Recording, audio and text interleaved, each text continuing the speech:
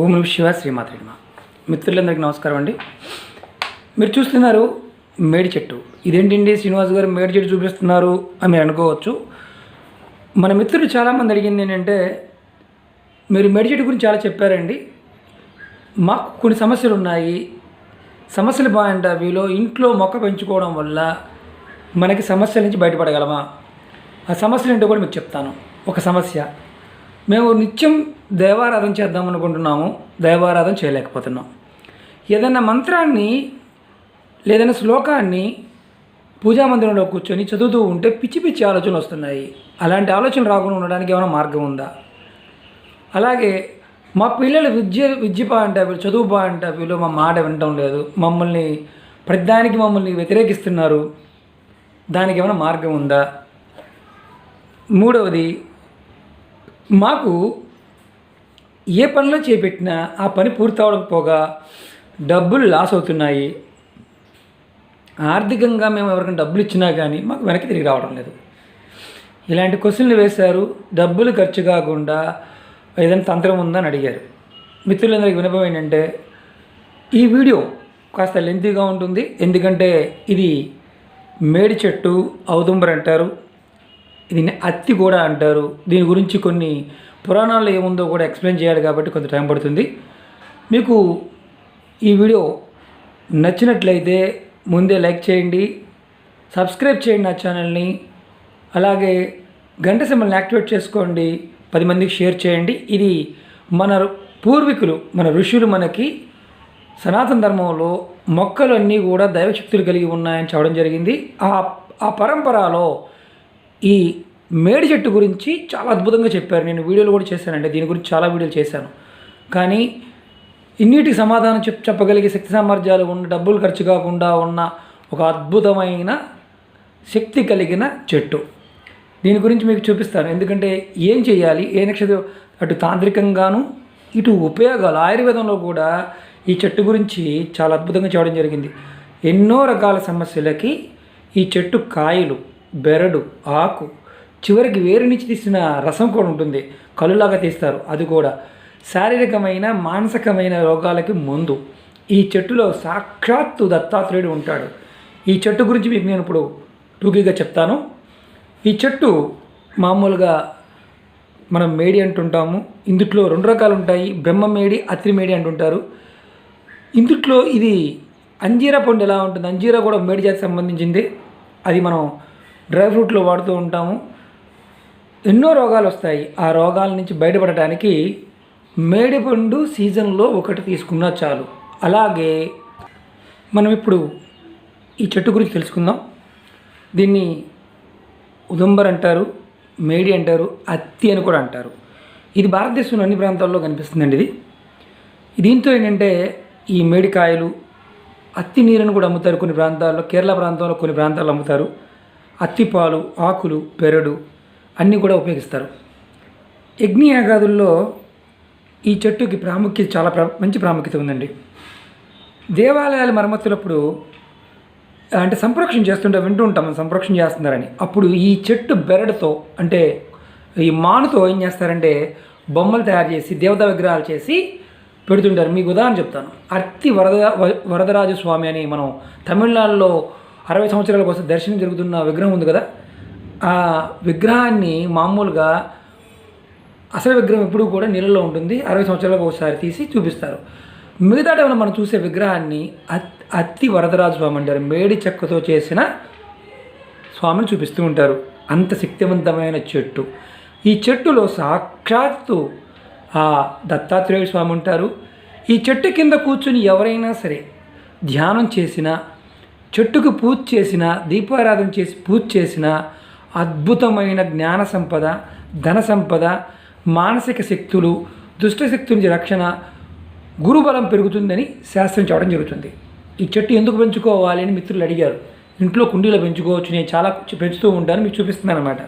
అలాగే ఇది యజ్ఞయాగాదులు బాగుంటావిలో వాడే యజ్ఞాల్లో మనకి చూస్తుంటాం ఏంటంటే ఆ గరిటెల్లాగా ఉంటాయి. అవి మామూలుగా దాంట్లో మనకి ఇది చేస్తూ ఉంటారు కదా, ఆవు నెయ్యి వేస్తూ ఉంటారు. అవి ఎలా ఏంటి అనేది కూడా చెప్తాను మీకు నేను.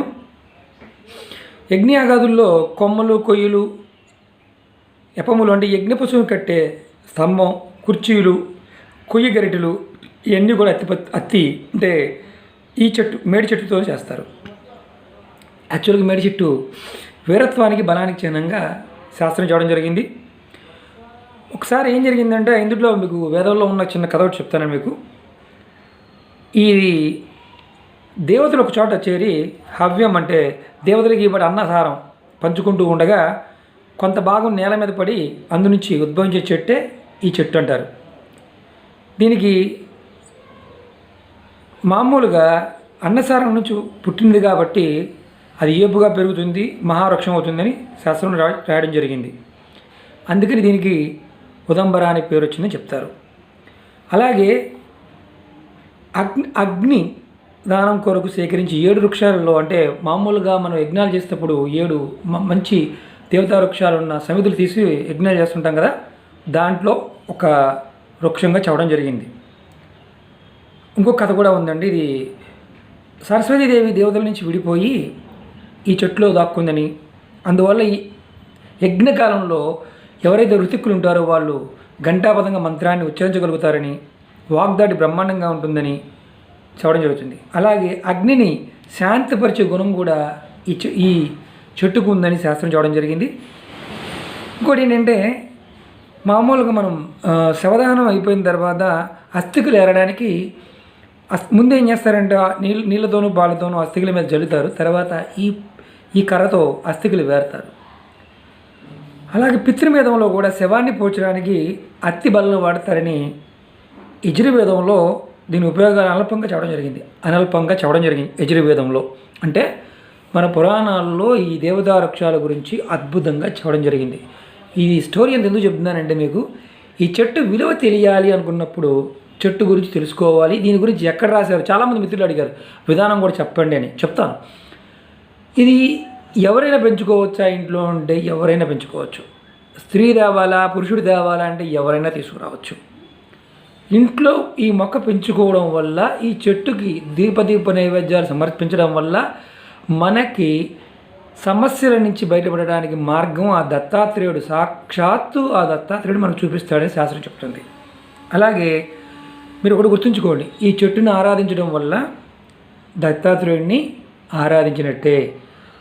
మంత్రం నేర్చుకోవాలన్నా పూజ ఫలించాలన్నా మనకి ఖచ్చితంగా దత్తాత్రేయుడి యొక్క అనుగ్రహం ఉండాలి. వాక్కు రావాలన్నా దత్తాత్రేయుడి యొక్క అనుగ్రహం ఉండాలి. ఈ చెట్టు కింద కూర్చుని పూజ చేయడం వల్లే సమస్త కోరికలు నెరవేరుతాయని శాస్త్రం చూడడం జరిగింది. ఆయుర్వేదంలో ఈ చెట్టుని చాలా అంటే చెప్పాలంటే దగ్గర 2 గంటల సేపు చెప్పచ్చు. అన్ని ఉపయోగాలు ఉన్నాయి.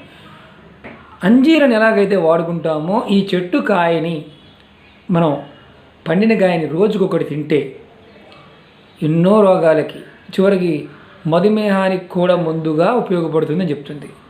అలాగే ఈ కాయలో విత్తనాలని పొడి మామూలుగా చాలా చిన్నగా ఉంటాయి, మంచిగా పొడి చేసుకొని తేనెతో కలిపి తీసుకుంటే మధుమేహ వ్యాధి కూడా నివారణ జరుగుతుందని చూడడం జరిగింది. ఈ బెరడు ఉంది కదా, చెట్టు బెరడు ఉంటుంది. ఆ బెరడుని ఇప్పుడు మామూలుగా లేత చెట్టు, పెద్ద చెట్టు బెరడు ఉంటుంది కదా, పుల్ల మీద పూతగా వాడితే ఆ పుల్లు తగ్గి ఏదైనా విషం లాంటిది ఉన్నా కానీ హరించబడుతుందని రాయడం జరిగింది. ఇది చాలా అద్భుతమైన దేవతా శక్తి కలిగిన వృక్షం. మీకు మనం ఇప్పుడు దీంట్లో చిన్న తంత్రం చెప్పుకుందాం. అలాగే మీకు కాయలు కూడా చూపిస్తాను. ఇవి లేత కాయలు. నేను అంటే పెద్ద చెట్టు మీకు చూపించడానికి వీడియో చేయడానికి ఇబ్బందిగా ఉంటుందని నా దగ్గర ఉన్న చెట్టు చూపిస్తున్నాను. మిత్రులు అడిగారు. నార్త్ ఇండియాలో ఈ పచ్చి కాయలు చిన్న కాయలతో కూర కూడా చేస్తారు. అద్భుతమైన ఆరోగ్య సమస్యల నుంచి బయటపడడానికి ఈ చెట్టు కాయలు ఉపయోగపడతాయి. అలాగే మనం తంత్రంలో ఆల్రెడీ నేను నా ముందు వీడియోలో చాలా చెప్పడం జరిగింది. ఇప్పుడు మీకు ఒక అద్భుతమైన తంత్రం చెప్తాను.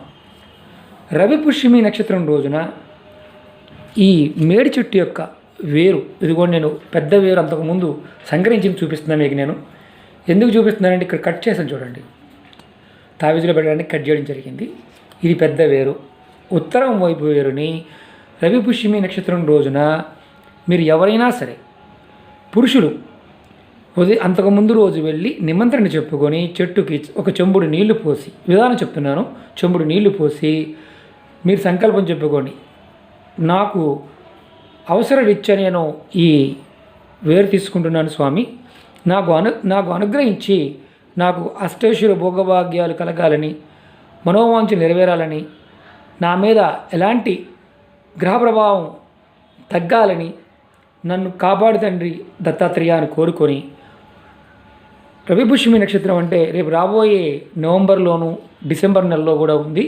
క్యాలెండర్ చూడండి తెలుస్తుంది. ఆ టైంలో మీరు ముందు రోజున వెళ్ళి ఒక చెంబు నీళ్లు పోసి సంకల్పం చెప్పుకొని పసుపు కుంకుమ అక్షింతలు పూలు సమర్పించి ధూపం సమర్పించి వచ్చేయండి. తర్వాత రోజున మీరు కరెక్ట్గా సూర్యోదయ టైంలో వెళ్ళి ఈ వేరుని ఇది నేను పెద్ద వేరు తీసుకోవడం జరిగింది. నేను తీసుకున్నది మీకు చెప్తున్నానండి. మీరు ఇలాంటి వేరుని చిన్నదైనా పర్వాలేదు, అంగుళం సైజు వేరునైనా తెచ్చుకొని తావీజులో పెట్టుకొని, అంటే ఆ రోజు ఏం చేయాలి, కొబ్బరికాయ కొట్టి ప్రదక్షిణ చేసి మీరు ఖచ్చితంగా దీపం వెలిగించి ధూపం చూపించి సంకల్పం చెప్పుకున్నారు కాబట్టి దత్తాత్రేయుడికి అష్టోత్తరమైన చదవండి. చదివి ఆ వేరు ఉత్తర వైపు ఉన్న వేరుని, భూమిలోంచి ఉన్న వేరుని ఒక ముక్క తీసుకోండి. సరేనండి, మా ఊర్లో లేదు, మా సిటీలో లేదంటే మీరు సిటీలో ఉన్నవారు పల్లెటూరులో ఉంటే చూసుకోండి, ఎప్పుడు సెలవుల మీద వెళ్ళినప్పుడు చూసుకోండి. అలాగే ఇది మలమూత్రాదులు విసర్జించే ప్రాంతాల్లో ఉన్న చెట్లు ఎక్కడన్నా సరే తీసుకోవద్దు. అలాగే చెత్త వేస్తారు కదా మొదల్లో, అక్కడ కూడా తీసుకోవద్దు. ఎక్కడైనా దేవాలయ ప్రాంతంలో కానీ ఉత్తరం వైపు అంగుళం వేరు చాలు. అలాగే తోటల్లో కానీ పంట పొలాల దగ్గర కానీ లేదు, మాకెక్కడ అందుబాటులో లేవంటే పర్వత ప్రాంతాలు, మీరు పుణ్యక్షేత్రాలకు వెళ్తారు కదా, ఈ టైంలో పెట్టుకోండి. తిరుమల కావచ్చు, శ్రీశైలం కావచ్చు, ఆ ప్రాంతాల్లో చెట్లు ఉంటాయి.